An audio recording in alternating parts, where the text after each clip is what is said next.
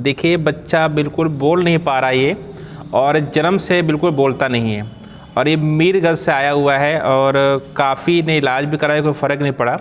मत देखिए क्या होता है, कई बार जो बच्चा नहीं बोल पाते हैं, देखिएगा कभी भी इसका बाबू मुँह खोलो, देखिए जीभ छोटा होने के कारण से अंदर पूरा नजल बैठ चुका है, ये देखिए बिल्कुल, जबकि इसमें काफ़ी खर्चे आते हैं इसके अंदर से।